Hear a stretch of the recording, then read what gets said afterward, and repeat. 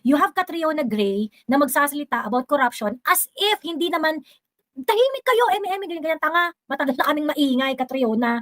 Matagal na kami nagsasalita, hindi ka lang nakikinig. Hindi ka lang nakikinig. These people feel that if they are the ones who are going to talk about corruption, dun palang magiging legit ang issue ng corruption. Ganyan ang style nitong mga to. Very, very exclusive. And you have people like Attorney Edward Chico, a lawyer, stand-up comedian. Siyempre, learned to, hindi naman to basta-basta stand-up comedian eh, matalino to eh, pumasa to ng bar, practicing lawyer to, ganyan-ganyan, okay? Na magjo-joke na yung mga Duterte supporters kasi bobo. You're legitimizing na, kasi dapat talaga hindi na kayo pinapakinggan kasi bobo lang naman talaga mga Duterte supporters eh. 'Di ba? And yung nuance na yon, I don't think Attorney Edward Chico was able to understand na, sir, hindi, this is not just about being funny. This is about being politically sensitive. So ngayon, yung mga ganitong klaseng mga tao, pag nagsama-sama sila, they would actually impose upon the minds of the people na, yung mga Duterte supporter, pag sila nagsasalita about corruption, it's not valid. Kasi, charang-charang, yun yung punchline ni Attorney Edward Chico, bobo naman kasi yan. Ito yung nakakatawa. Ito yung pinaka nakakatawa sa speech ni Catriona Gray. And Catriona, this is a proof na hindi lahat madadaan natin sa ganda. Okay? And of course, you are you are a celebrity. Probably you are paid to do this. Okay? But you know, hindi lahat ng project dapat tinatanggap. Kasi this will really look really, really bad on you. Ganyan. And doon sa image na binild mo, you really make yourself look like a dumb blonde here. Ito na yung part ng yung call to action ni Catriona. Be, nakakatawa ka dito sa call to action mo, as in. Ano to, talagang parang mukhang someone hand this over to you pagkatapos you have to say it. I don't think this is something that, well, maybe this is something that is really above your intellectual capacity. Pero na-realize mo ba na yung call to action mo is only against the Senate? Yung sumunod niya na call to action is to the senators. Yung sa mga senators, gusto niya isuspend na ang mga senators na implicated. Why are you not calling for the House of Representatives to suspend yung mga congressman na may issue rin sa flood controls na implicated din? Why you are calling for the suspension of senators but not of the congressmen? Hindi ka nag-iisip, Catriona. Alam mo kung anong nuance nitong sinasabi mo na suspend the senators, ganyan-ganyan. Because they want number in the impeachment trial for Inday. Para yun dun, Catriona, but I don't think, of course, because this is something that you just received from someone who paid you to read this speech. Hindi mo alam yun. Hindi mo na tinanong, bakit yung senators isususpend? Bakit sa mga kongresista walang isususpend? Bakit wala tayong call to action sa mga congressmen na isuspend sila? Ganyan. So hindi mo alam yung nuance nitong statement mo na to. Na yung nagbigay sa iyo niyan, malamang sa malamang ang interest niyan, kaya siya nananawagan na isuspend ang mga senador because right now the only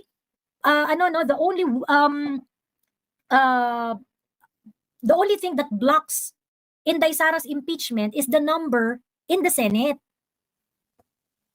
Pero syempre, hindi mo naman kayang isipin yung mga nuance na ganun.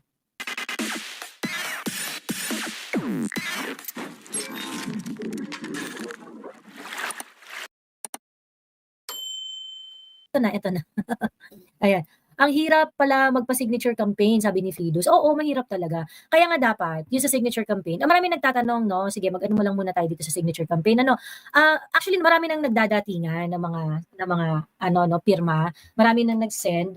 I think we are around, well, konti pa rin, pero marami pang gumagawa ngayon. Marami pang mga nagpapalakad ng signatures and everyone should participate. Yung on-hand namin na signature, siguro baka nasa 3,000 pa lang eh. Ganun. Mga nasa 3,000 pa lang. So, we really have to work hard. We really have to, do what is instructed, do what the instruction prescribe para makarami tayo. Marami pang darating, kasi super dami pa. Marami pang siguro we are expecting 100,000 signatures to really reach us in the next week. Ganyan, okay? Sa December 15, doon kami magsa-start magbilang. Ayan, so I hope you would be able to send in your signatures before December 15 para mapasama doon sa una nating bilang. Ayan. Gusto kasi natin talaga yung mas marami, mas marami, mas okay. And marami kasi nagsasabi na, can it really compel the Supreme Court to do something, yung mga ganyan-ganyan. Yung maraming mga etchos balungos at mga nagsasabi na, naku, may issue tayo on data privacy, may issue tayo on things like that, ganyan-ganyan. Okay. First and foremost, wala po tayong database na kinikip dito. Yung inyo pong pirma ay physical copy. So it cannot be accessed in cyberspace. Wala pong makaka-access ng pirma ninyo sa cyberspace. Ngayon po, if you're going to look at the privacy notice, naka-disclose naman po doon ang eksaktong paggagamitan ng inyong pirma, which is going to be attached to the letter that we're going to send to the Supreme Court. Okay? So of course, itong letter na papadala natin sa Supreme Court, in fact, since we started the signature campaign, bigla-bigla na lang din na gumalaw ang baso sa Supreme Court at nagpasagot sila tungkol doon sa mga habeas corpus cases ni PRRD at tinanong yung mga concerned government agencies na magpaliwanag kung bakit legal ang ginawa nila.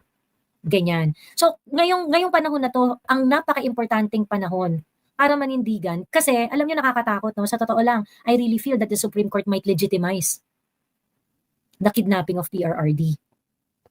And so that is why it is very, very important to make your voice count para makita talaga ng Supreme Court na tayo ay naniniwala na hindi talaga tama ang ginawa dito kay PRRD.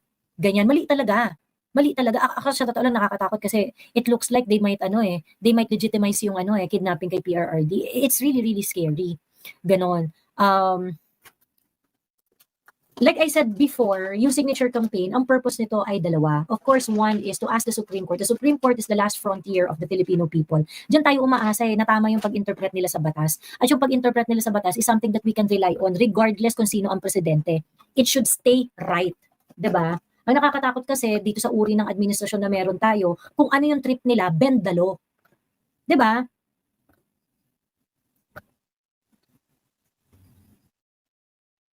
Kung ano yung gusto nilang gawin, they find way to justify it. And that is what's really, really scary. Kaya nga sabi ko sa inyong lahat na gustong may gawin para maitama natin ang mga nangyayari sa bansa, we really have to ensure that the constitutional rights of PRRD is protected. Okay? That his rights are protected because if they can do this to PRRD, kung kaya nilang ipadala si PRRD sa ibang bansa, hayaan siya doon despite his age. Despite the fact that he welcomed lawsuits within the Philippines. 'Di ba? Pwede naman nilang kasuhan dito yung matanda. Dito niyo kasuhan hangga't gusto ninyo, anli kaso, 'di ba? And they are working it's very, very evident that they are working very, very hard in order to undermine the support of the people to PRRD. Wala na pati yung ICC talagang obvious na talaga na they are not really going to do what is right. Of course, for quite some time we gave space for the ICC na sige, siguro naman mahihiya to sa international community kapag gumawa to ng katarantaduhan. But pinatunayan lang ng ICC that they are not really there to do the right thing. It looks like they are very, very corrupt. They are very, very unfair doon sa mga pinagagagawa nila. Yung isa sa mga nagdesisyon tungkol doon sa interim, by the way, wala pang hindi pa na-confirm ang charges kay PRRD up until now. Kaya yun sobrang nakakataka kasi parang dapat nga i-release nyo na yan kasi yung charges ni PRRD hindi pa nako-confirm and they are trying to twist the narrative and ICC is a huge part in that narrative twisting na sinasabi nila na dahil sa pagwewelga ninyo, dahil sa pag-iingay ninyo tungkol sa ICC, iniisip ng ICC na ayan, capable pa talaga si PRRD na umalis ng flight risk pa rin siya, may capability pa rin siya para i-influence daw ang ICC, things like that, yung mga ganun. PRRD is a former president. You do not expect the former president to lose support just like that. Diba? And ginagaslight tayo ng ICC at saka yung ibang mga DDH dito, they wanted us to, hindi, wag na kayo mag-signature campaign, kagagawa nyo yan, kaya kagaganyan ninyo, kaya hindi ma-release si PRRD, kaya hindi ma-approve yung interim release nila, ganyan-ganyan. You see, the entire universe is conspiring against us. And simply because PRRD is really someone who doesn't really want to, to compromise his basic principles. Ayaw niya sa mga foreigners na nakikisawsaw dito sa bansa natin. And of course, the Philippines has always been a country na laging inuututan ng mga Amerikano, na laging nire-rape ng mga banyaga para makuha nila yung gusto nila sa atin nang walang kalaban-laban. And of course, it's not going to be possible if walang mga Pilipino na willing makiki-ordinate sa mga banyaga para sa sarili nilang ikayayaman. This is the time that we really need to push back, sa totoo lang. The signature campaign, we actually thought of the signature campaign in order for everyone to participate. So ngayon yung mga nagtatanong, Miss Joey, paano sa amin? Sana dito din, ganyan-ganyan. Okay. Ito pong signature campaign na ito ay dinesign natin para magawa nyo po yung signature campaign sa kanya-kanya yung lugar. Ayan. Kasi wala po tayong kakayanan, wala po tayong mga coordinators, wala po tayong mga leaders, wala po tayong mga and I'm very, very grateful na merong ibang mga super hardcore talaga, no, mga talagang Duterte supporters talaga, and who are very, very dedicated to join the cause, na sila mismo nagli-lead sila doon sa kanilang lugar. Sa Cebu, merong mga strong leaders dyan na nagsisimula ng signature campaign. Sa Davao City, sa CDO, I think it's also starting. Sa Palawan, meron na din. Laguna, nagsa-start na din sila. And a lot of you are asking, sana dito din, sa Batangas, sa ganito rin. Sana sa Pangasinan, meron din, ganyan-ganyan. Okay. Hindi po natin afford yan. Hindi po tayo bayad ng NED na lahat po ay magkakaroon ng coordinators, lahat po magkakaroon ng leaders. So that is why what ang hinihiling namin sa lahat ng mga Duterte supporter ay magpalakad ng mga pirma, okay? Sa inyong mga kakilala, i-download nyo po yung signature form, okay? Ayan, teka. Ang gusto po namin gawin ng lahat ay kayo ay makiisa, no, makiisa sa mga sa ang pangalan nito, sa signature campaign nang hindi na nangangailangan ng leader, okay? Kasi kayo mismo po pwede niyong gawin. Po pwede niyong gawin mismo yung pagpapapirma. Okay? So, punta lang po kayo doon sa ating link, ayan. Click nyo lang po yan at dadalhin po kayo niyan dito, okay? Click nyo lang po itong link na ito, yung campaign kit, at dadalhin po kayo niyan dito. So pag dinala na po kayo niyan dito, ito po yung letter, may dalawang version po yung letter, at saka itong signature sheet.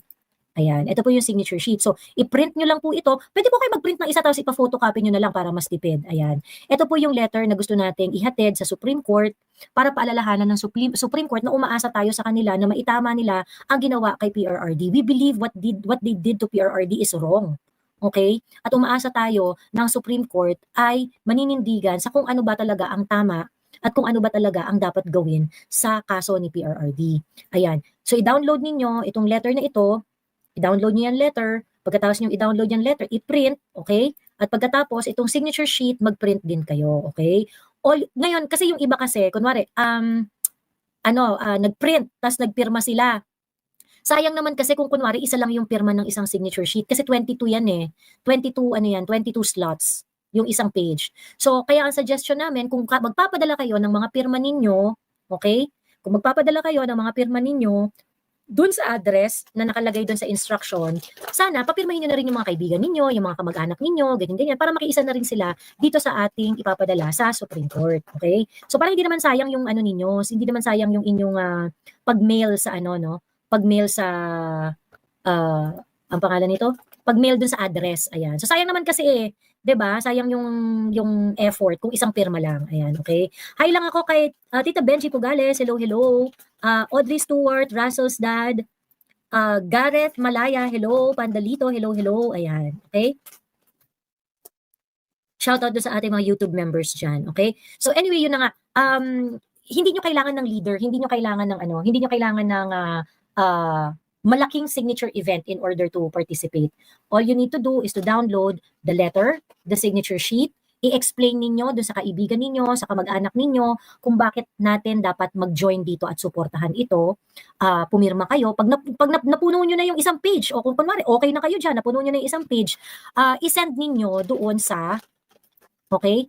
I-send ninyo doon sa address na nilagay namin sa instructions. Ayan. So, i-JNT nyo na lang para 3 days lang ma-receive na yan dun sa MIMAA. Ayan, okay? Asan na ba yun? Sorry. Ayan, ito.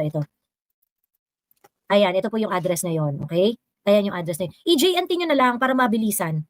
Okay? Mabilis ang pagdating dyan sa Palmetto Place nung inyong signature sheet. Ayan. So I hope everyone would join, ano. Hello Ma'am Narina Nico, maraming salamat sa pagpapa-member. Ayan.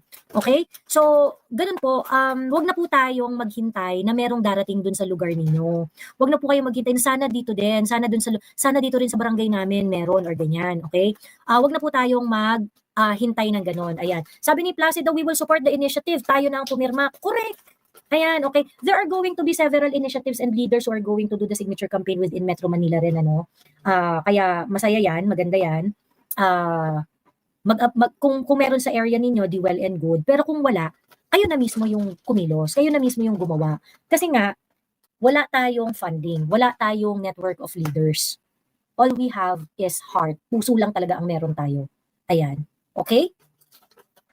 So, yun lamang po. Ngayon, ang tawag dito, we strongly suggest, no, yung step number 2 and 3, yung pagka kunwari nagpapapirma na kayo, i-document ninyo.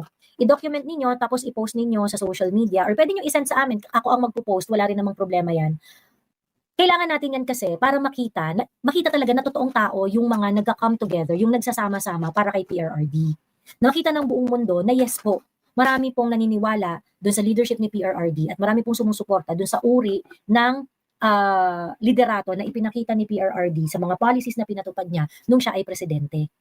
At yung ginawa kay PRRD ay naniniwala yung hindi tama. So the reason why we are asking you to document it is because we want to show the world na yung mga sumusuporta kay PRRD ay totoong tao. 'Di ba? Ayun yan, okay? Ayun yan. So, yun po yung ano dyan, ano. Wala pong e-signature kasi wala po tayong database. Wala po tayong kakayanan na i-keep ang lahat ng records in the cyberspace. So, wala po yung ano, wala po tayong soft copy. Hard copy lang po talaga. Ayan, yun yung kailangan natin gawin. Kasi we're just going to use it one time. Sasubmit lang po natin yan sa Supreme Court. Ganun. Ayan. Okay? Yung US-based NED-funded Taiwanese separatists umaangal na naubos na funding nila. True. Ayan. Ayun. Sana may placard din sa rally, CIA, huwag kayong makialam sa Pilipinas. Sa Qatar po ba may magpapirma, sabi ni JDI? Hindi ko po alam, pero po kayo po mismo pwede na po kayong magsimula. Ayan. To whom should they address the mail to when they send it to the printed condo unit address? Ano po, iniintay na po nila yan. So alam na po nila na yung Tay Kami Naman signature campaign ay para po doon. Ayan. So ayun, yun po yung address. Nakalagay po doon, Tay Kami Naman signature campaign. Alam na po nung tatanggap na para sa kanila po yun, na sila po yung magre-receive noon. Ayan. Hello, Ma'am Susan. Hello. Maraming salamat po sa inyong pasalubong. Thank you very much. Ayan, hanggang kailan po yan, Ate Joey? Well, December 15 we're going to count. So December 15 malalaman natin kung ilang pirma na yung nalikom natin. So as soon as possible, dapat nga maka 1 million tayo dito agad-agad eh. 'Di ba? Need ba, Ate Joey, na full name yung ilalagay o pwede kahit nickname lang? Ay, yung full name nyo po ilalagay. Kasi nakalagay po doon yung ID number po ninyo at saka yung ID nyo na ginamit. So syempre, baka mamaya ma-random check kayo pagkatapos yung pangalan na nilagay nyo doon, hindi tugma doon sa ID. Ganon. So, kailangan nyo po ilagay yung totoo yung pangalan doon. Ayan. Okay?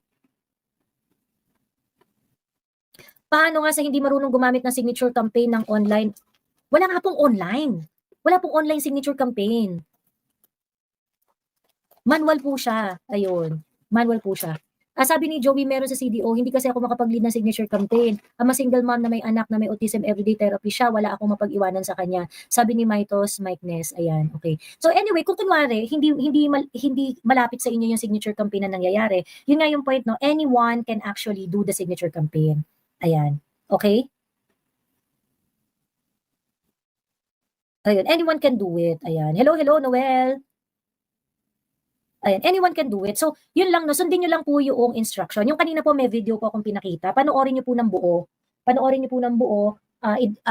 Okay, i-download ang signature sheet at ang letter. Pag nagpapa-signature campaign po kayo, i-document ninyo, i-video ninyo, i-live stream ninyo, walang problema. Okay? Go tayo dyan. Okay? Pagkatapos, kapag kunwari, meron ka ng documentation, meron ka ng completed na signature sheet, okay? Punta po kayo doon sa checklist form. Yung checklist form po, nandun rin po sa link. Huwag niyo pong, as much as possible, huwag niyo pong huwag niyo pong i-skip yung step na yan, yung signature form. Kasi, may mga tanong po dyan na kailangan yung masagot. Ayan, okay? May mga tanong po diyan na kailangan niyong masagot. Like for example, yung mga tipong kunwari 'pag nagpa-signature ano po kayo, nagpapirma po kayo, okay? Ito po yung checklist form ano. 'Pag nagpapirma po kayo, importante po kasi na masagot niyo na naintindihan niyo yung, 4 actions na nandun sa letter, nasuportado niyo yon, na naipaliwanag niyo siya, okay? Konti lang naman yung mga questions dito. All you need to do is to answer it. And then, yung pong inyong signature sheet, importante na ipadala nyo po dito sa address na to. Tay kami naman, Signature Campaign, Unit 224, Palmetto Place, Condominium Maa, Davao City. Ayan, okay? Okay lang po ba? Picture lang? Okay lang naman po. Pwede barangay ID, sabi ni Alexis Aresgado. Okay lang po, okay lang po. Basta government issued ID. Ayan. Okay na yan. Kung wala ka talagang ibang ID, kung yan lang talaga ID mo, di yan na yung gamitin mo. Ayun, okay lang yon. Dito sa SG, hanapin ko pa sino gumagawa, sabi ni KR. Check nyo po kung sino. Kung wala naman po, pwede. Again, no? Again, you can definitely do this on your own. You can definitely do this on your own. So all you need to do is to print it, kausapin yung mga kakilala ninyo, kung i-goal ninyo, isang sheet, isang signature sheet, makumpleto nyo. Imagine kung 801 po tayo dito, bawat isa magkukumpleto ng isang sheet. So 801 times 22. Ilan na yun, di ba? Ilan na yun? So ngayon, kung mas marami kayong mapupuno, di mas okay, walang problema. So hindi nyo na pa ano, Miss Joey, yung checklist po ba, lahat ng magsisignature meron? Ay, hindi. Kung sino lang yung magmi-mail. Very good question, Ma'am Zenny Ponce. Okay? Very good question. Yung ano, checklist form po, kung sino lang po yung magmi-mail noong magsisend po nung signature sheet. Okay? Kung sino lang po yung magsisend nung signature sheet, ayan, siya lang po yung mag-a-answer ng checklist form. Hindi naman po lahat kailangan sumagot. Okay? So for example, di ba 22 signature, ikaw yung nag-print nung signature sheet, ikaw yung nagpapirma, ikaw yung nag-ano-ano, ganyan. Ikaw lang yung magpipirma sa checklist form. Ganyan. So hindi lahat kailangan. Ayan, okay. That's a very good question na yung iba nalilito eh. Yung iba akala nila everyone should sign up sa signature form. Sorry, sa checklist form. So ang mag-a-answer doon sa checklist form, okay, ang sasagot nito ay kung sino lang yung magme-mail. So kung kunwari meron kayong 50 na signature, completed na signature sheet at saka documentation, 'di ba? Kunwari meron kayo, siya lang po ang pipirma nito. Siya lang po. Ayan. Sabi ni Ma'am Zenny, okay po, thank you po sa sagot. Mag-organize po kami dito sa Paris para sa signature campaign. So if that is the case, isa lang po yung dapat sasagot. Kung isang event po kayo dyan sa Paris, isa lang po yung sasagot. Ganyan. So kada pag-mail po ninyo, kunwari isang na nagpadala po kayo sa courier ng mga signature sheet, isang answer po dito sa checklist form. Sa live stream po ba kailangan ipakita ng mga pirma yung IDs nila? Hindi naman po kailangan na i-flash sa screen, hindi naman po. Ang importante lang po is makita that people are coming together and you are signing for the for the signature campaign. Ayan. Okay? Sa SG, madali makalap na pirma, madaming Pinoy OFWs na pumupunta sa isang mall dyan, tambayan nila pag day off. Correct. Ma'am, kailan po ang deadline? Well, ang deadline po, ang wish po namin ay dapat sana, ang gusto natin makakalap tayo ng 1 million, okay? Makakalap tayo ng 1 million signature. Sa December 15, magbibilang tayo. Okay? Magbibilang tayo ng December 15. So sa December 15, malalaman natin kung gaano karami yung signatures na meron tayo. Ang gusto kasi natin, maunahan natin na mag-lapse yung 30 days na ibinigay ng Supreme Court sa mga government agencies para mag-respond doon sa habeas corpus ni PRRD. So bago makapag-desisyon ng Supreme Court, kasi ngayon, gumagalaw na yung kaso eh. Nag-aano na sila, nagpapa-decide na sila eh. So ang gusto natin, before that, mapadala na natin yung mga pirma natin doon. Ayun. So okay ba? Kung ibahay-bahay, Miss Joey, okay lang ba? Yes po, okay lang po. Kung kaya niyo pong magbahay-bahay, wala pong problema. Yes, okay lang yun. Tapos picturean niyo lang. Kunwari, may nagpirma na isang kapitbahay niyo, picturean niyo. Tapos pagsama-samahin niyo lang yung picture sa isang video, okay na yun. Or isend niyo sa akin, ako nang bahala. Ayan. So pwede kayong magbahay-bahay. Pwede ko bang i-scan yung form, then send ko sa anak ko sa Pinas and siya na mag-send?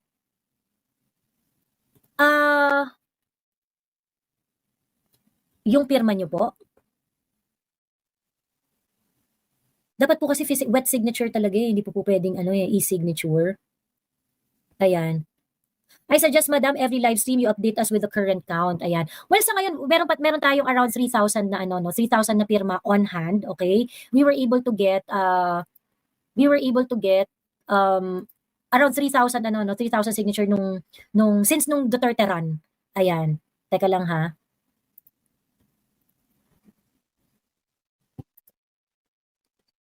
Alam niyo merong on the way 'no, hindi pa dumarating kasi, pero merong grupo ng Muslim sa Lanao na nagpirma sila 137, yung kanilang pirma papunta na dito. Ayan, okey. Ah, ayan. Sige mag-update tayo 'no, sa mga susunod na live mag-a-update tayo kung ilan na yung signature na nakarating sa'tin. Ayan,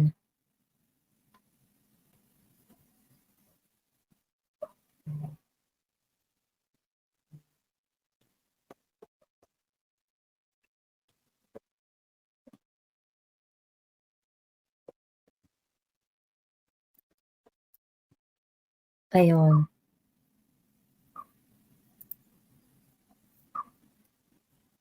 Maraming mga ano, maraming on the way na ano, mga ano pa 'to, mga on the way pa, on the way pa. Pinadala pa lang, ayun. Okey. So ngayon kung kunwari kung kunwari nandito kayo sa Metro Manila, pagkatapos naka-ano kayo 'no, nagpapirma kayo ganyan-ganyan or meron kayong mga nandito kayo sa Metro Manila or nandito kayo sa Bulacan, puwede niyo akong kontakin at kung hawak ninyo yang mga completed signature sheets na yan, puwedeng ako na lang rin ang ano, hanapan natin ng paraan kung paano niyo mapapadala sa akin, para hindi niyo na ipadala dun sa MAA, ganyan. Ako na yung mag-aabot sa kanila doon. Ayan. Wow, mga kapatid na Muslim. Oo, ano sila, sila yung isa, grabe sila, mga Tagalano, 137 agad-agad, totoo. Plano ko po kasi magbahay-bahay po ako kasi mga friends ko mga busy po sila. Pero nakausap ko sila, okay lang daw, puntahan ko sila mag-sign. Yes. Go, let's go. Ayan. Dito sa South Korea, nag-start na last Sunday, tapos this Sunday yata, kaya punta ako. At nag-invite na rin ako sa mga kilala ko dito sa Korea. Correct, yung sa South Korea, nag-start na sila doon. Grabe, mabuhay kayo dyan, yung mga Dutertista sa South Korea. Ayun. Okay. Matagal po kasi ang mailing 'pag galing sa ibang bansa, baka puwede po yung completed signature then scan na lang and send email. Hindi po pupuwede kasi ng ano, ng siguro po puwede niyo pong padala sa'min yung scanned copy, um, or hindi, mag-answer na lang kayo dito. Mag-answer na lang kayo dito sa Tay Kami Naman na checklist form, para alam namin yung ine-expect namin na dami ng signature na paparating, ganyan. Gano'n, gano'n. Para ma-track namin. Kasi wala hindi hindi kasi talaga tayo nagki-keep ng ano, ng soft copy, eh. So dito na lang mag-answer na lang po kayo dito sa checklist form, itong pinapakita ko sa inyo. Answeran niyo 'yan para malaman natin kung ilan yung signature na paparating. Maisama rin natin kahit papaano dun sa forecast natin, ayun. Okey? Paano po kaya mag-print madami dito sa Laguna, buong barangay gusto dalhin yung papel sa kanila, di sila marunong online, sabi ni Pompoms, okey. So ngayon kung kunwari, gusto nilang pumirma ganyan-ganyan, kung kunwari kayo marunong naman kayong mag-print, eh, di kayo na yung mag-print, tapos bigyan niyo na yung humihingi, gano'n. So kami ang ginawa namin nung nasa Davao kami, meron kami parating mga printouts na signature form at saka ng letter. So para yung mga gustong humingi, bibigyan na lang natin sila, gano'n, ayun. Oo, baka snail mail kaya mabagal, advisable ipa-DHL or FedEx. Correct, correct, wag po snail mail ha, kasi 'pag snail mail mabagal talaga yun. Magpa-courier po kayo, commercial courier, para mabilis. Miss Joey, puwede ba dito yan sa Africa Signature Campaign para kay PRRD? Puwede po 'to kahit saan. Sundin niyo lang po yung instructions, ayan. Okey? Ayan, mag-set din po ako ng goal na makapagpapirma ng 100 and more, sabi ni AA Reyes, ayan.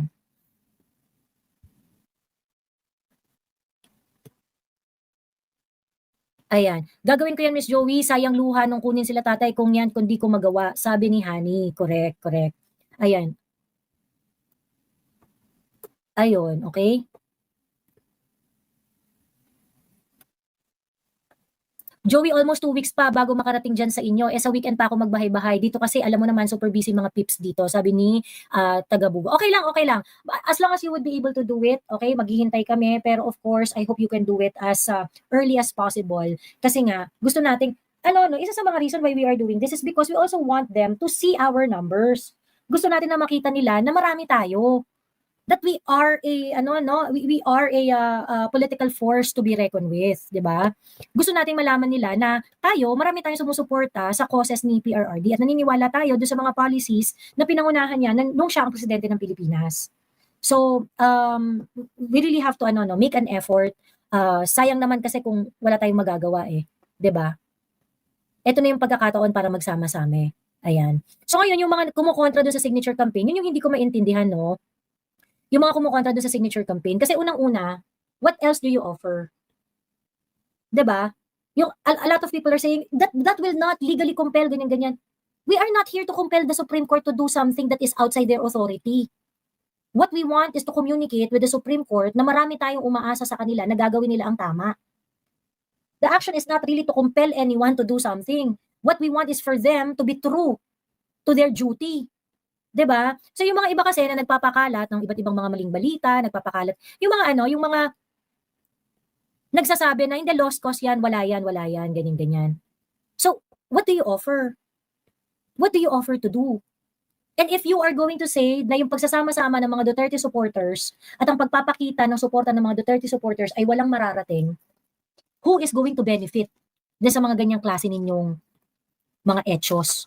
'Di ba? By the way, itong ano na to, no, we consulted lawyers, several lawyers. Actually, si Attorney Vista also, no, na tumulong rin niya, nagbigay rin siya ng insights niya on how we can properly word our letter to the Supreme Court.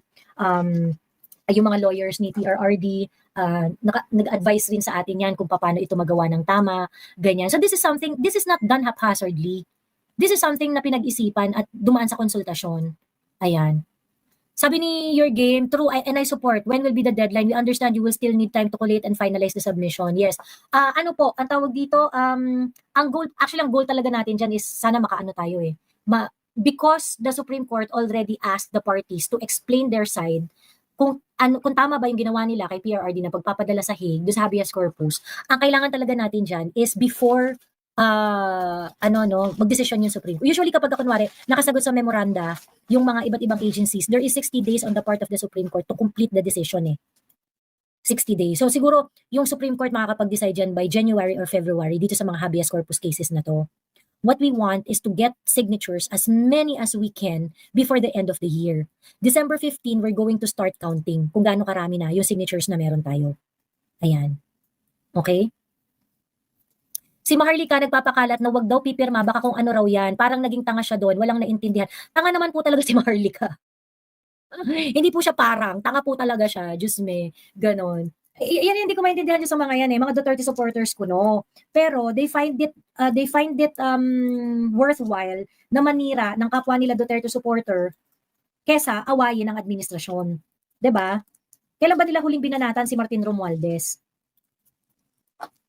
Kailan ba nila huling binanatan si Martin Romualdez? That's the question. Ayan.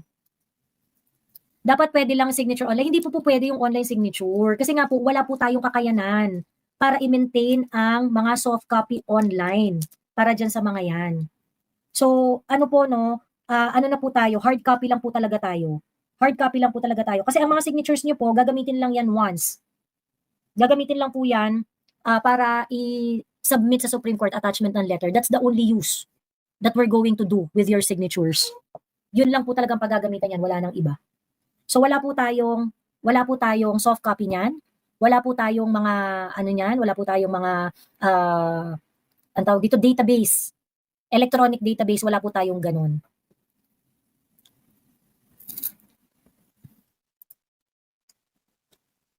Dito sa amin, takot mga tao, baka PI daw ang pipirmahan. Kailangan talaga explain pa ulit-ulit. Tapos takot din sila sa congressman, baka pag-initan.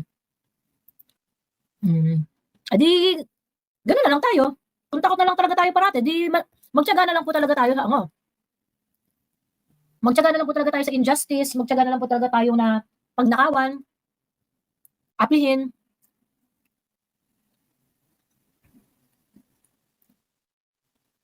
Wala na, kasi kung kunwari ganito ka simpleng bagay, kailangan yung pagtiyagaan talaga na mag-explica dun sa mga kababayan natin.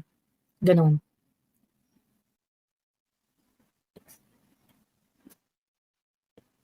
Wala po tong perang involved. Wala po tong perang involved. So kung meron pong nanghihingi ng pera tungkol dito, i-call out nyo po. Wala po itong pera, ano lang po talaga to, willingness lang po talaga to act. Kung may willing po ba na mag-fund ng database for online signature, hindi pa rin po pwede. I don't think it can, we can set it up within Kasi po hindi naman po yan matatapos sa ano, kasi when you say willing to fund yung online signature database, kailangan niyo po kumuha pa ng data privacy officer, kailangan niyo po pong kumuha ng data protection officer para po dun sa mga data na iko-collect, ganyan. Aside from the fact na kailangan magse-set up rin po kayo ng IT infrastructure, paano i-accommodate itong mga pirma na ito at kung paano po protektahan. So, hindi sa ngayon po, wala na po tayong oras para i-set up yung mga ganun. Ayun. Parang 1 month hindi nag-live. Ay, grabe kayo hindi Nagla-live ako. Yun nga lang hindi gabi, hindi yung ganitong oras, hindi ganitong oras.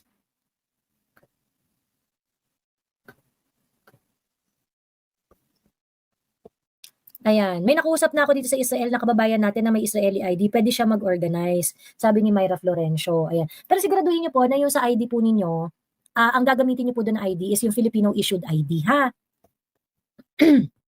Ganon. Okay, okay? Okay na ba tayo? Okay na ba tayo? Ayan.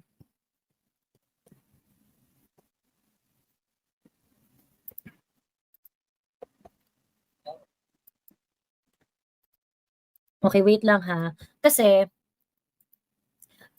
ito muna ang i-topic natin, no? Kasi dahil nga kinontent ko tong si, dahil nga kinontent ko tong si Catriona Gray. Ay.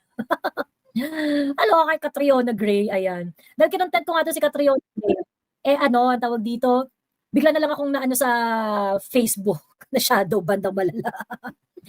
Ayan. Di ba nagkaroon ng baha sa Luneta noong November 30. So parang they were expecting na magkakaroon ng malaking rally dun sa ganyan. Anyway, so hindi nga nangyari malaking rally nila. So wala na pala silang ganung kalaking supporters, ganyan.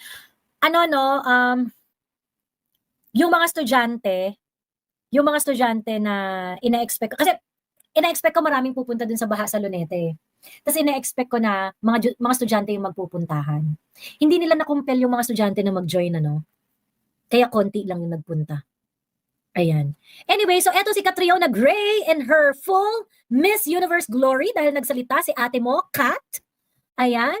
Sa rally ng mga Unipinks. At pakinggan natin siya. Lumaban! Catriona Gray, Miss Universe 2018!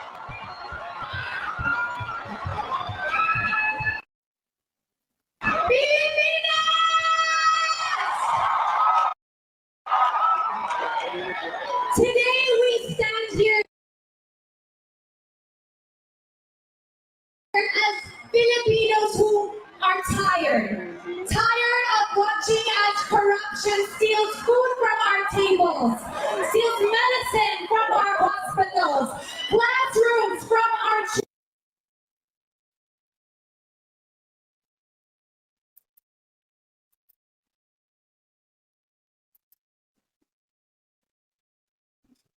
children and safety from our communities. Teka, ko na nga lang. Dito na lang sa ko dahil ang bagal dyan ang bagal pag ini-stream ko. Ayan. So, tingnan nyo na lang si Catriona Gray dyan. Tingnan nyo na lang si Catriona Gray dyan. Pero ipi-play ko families are flooded again and again. Teka, quiet ka na, Catriona. Wait. Ayan. Ito. Lumaban! Catriona Gray, Miss Universe 2018!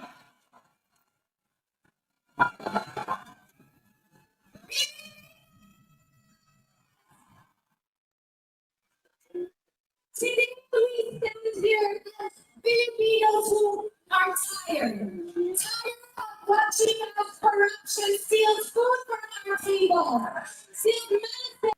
Actually, yung parang yung premise niya na tawag dito, dami-daming problema ng Pilipinas, baha, ganyan-ganyan, yung mga may pera tayo, tapos binubulsa lang, ganyan-ganyan. Okay naman siya dun sa part na yun eh. And, naman talaga, kumbaga, if you're going to listen to the substance of what she's saying dun sa part na yun, sige, agreeable, di ba? Okay ka doon, walang problem. Pero,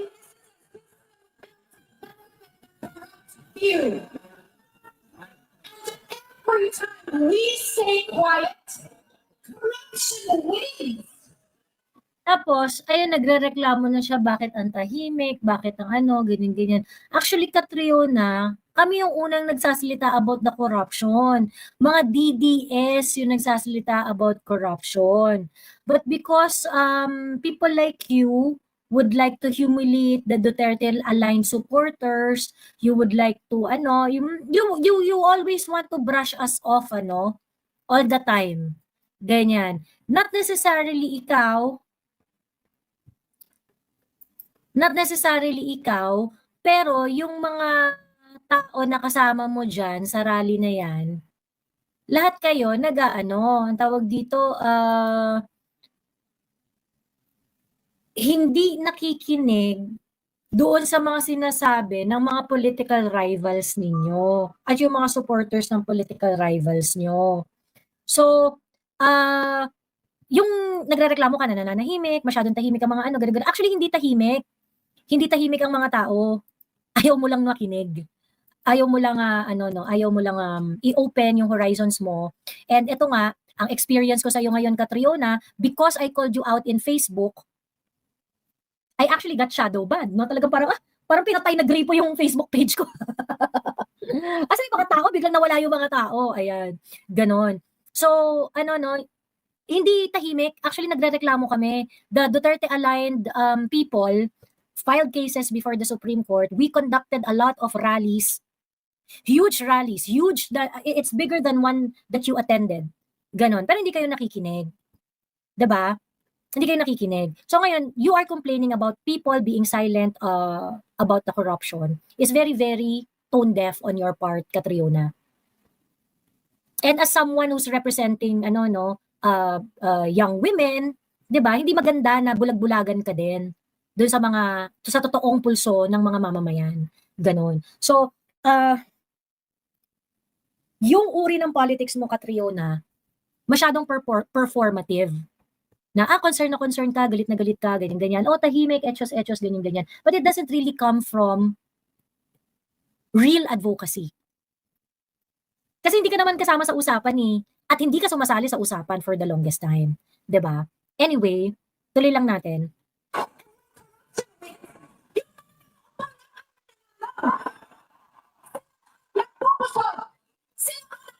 Sino lang ang nababasag? Nababasag!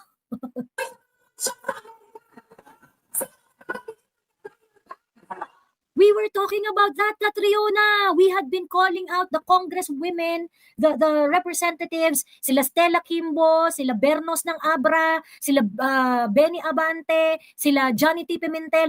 We had been calling out yung mga kongresista who were flaunting their wealth ostentatiously. Tinatanong namin kung saan nanggaling yun. Hindi pa namin alam yung sa flood control.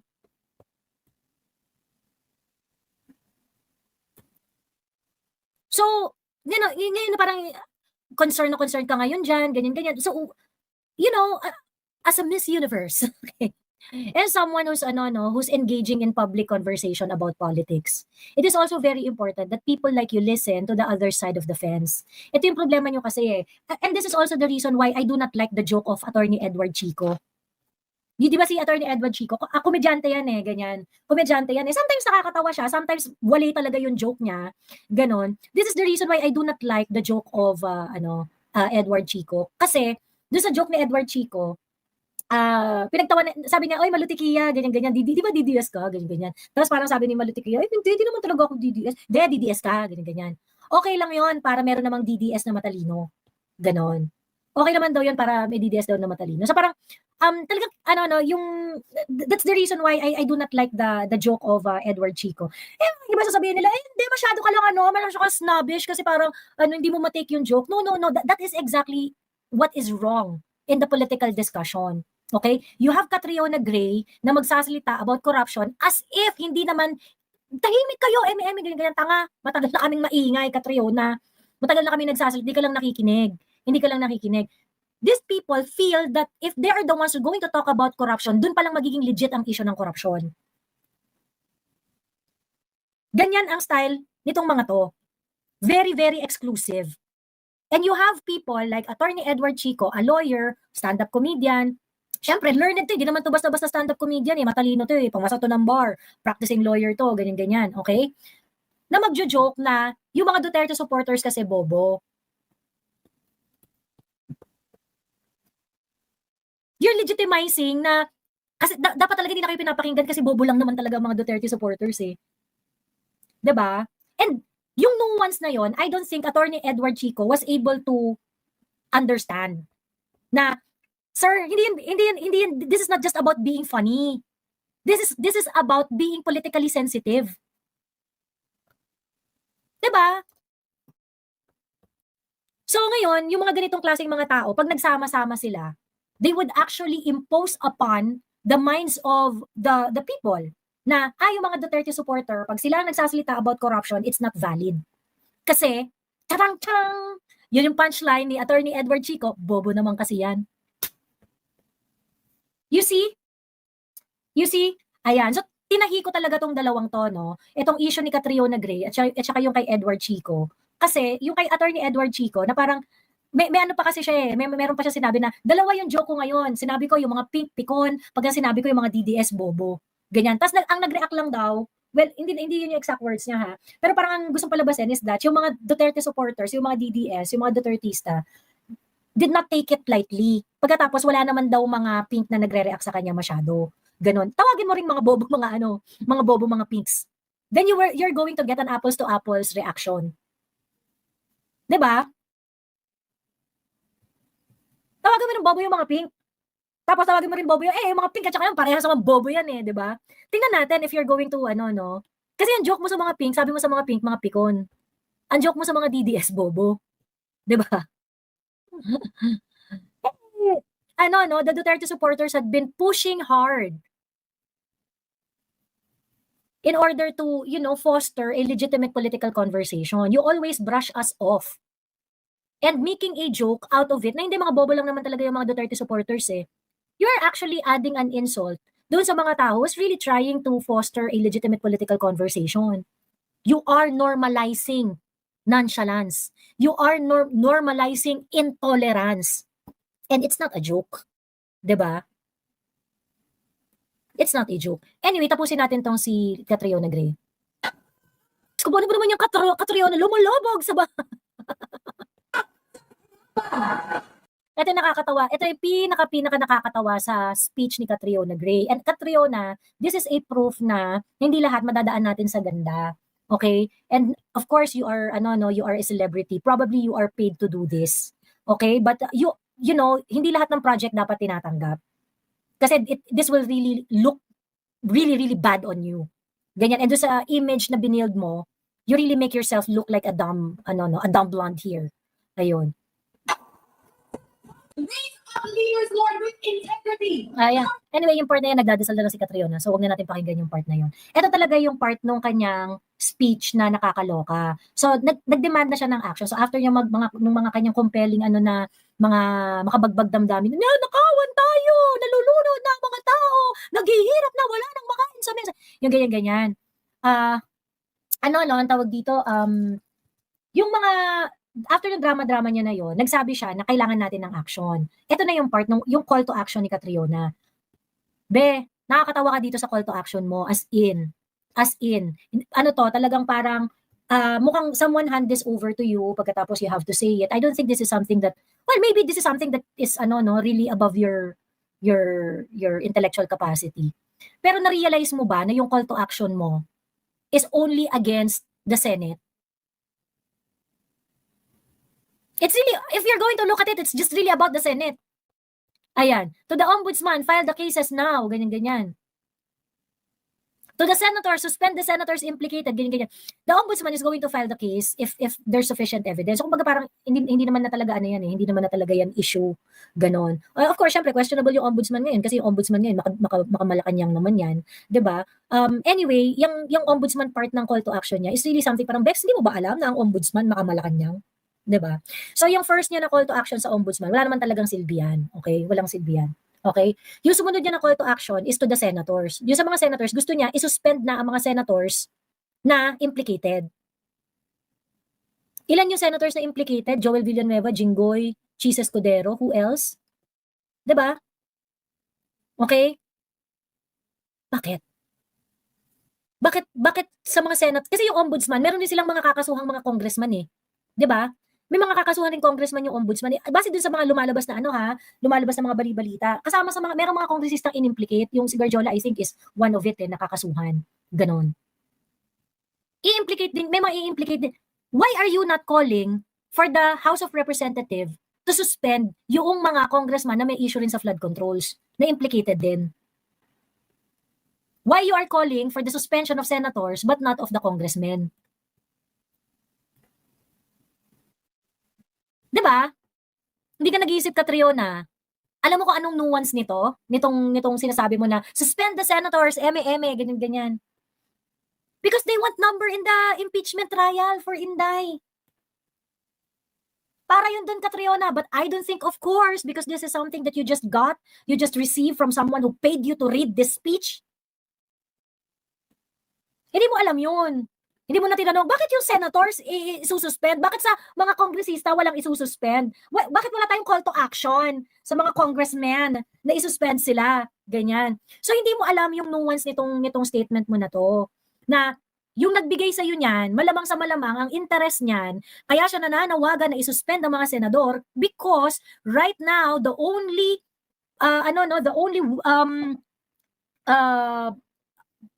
thing that blocks Inday Sara's impeachment is the number in the Senate.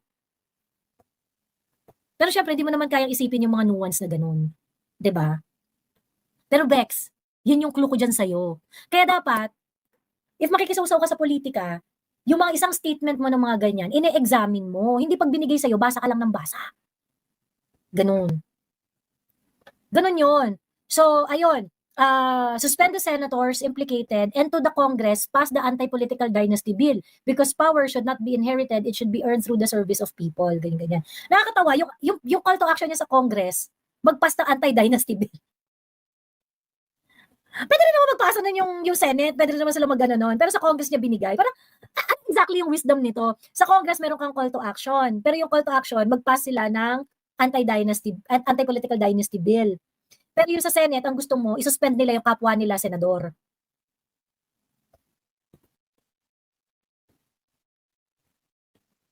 Diba? So ngayon, Catriona, actually sa totoo lang, ito yung reason kaya kaya hindi talaga ako fan ng ng mga beauty to be honest, hindi talaga ako fan ng mga beauty pageant kasi talagang superficial lang siguro I can appreciate the beauty pageant, yung sports side niya. Kasi para siyang sporting activity din kasi biruin mo talaga magpapaganda sila tapos grabe talaga yung preparation, grabe talaga yung training sa mga pasarela, yung mga catwalk nila ganyan. Tapos yung mga Q&A nila, yung mga ganun. But it's really it's a plastic world. It's a Barbie world in the plastic world. Yun talaga siya. And Exhibit A si si Catriona. Miss Universe 'yan. 'Di ba?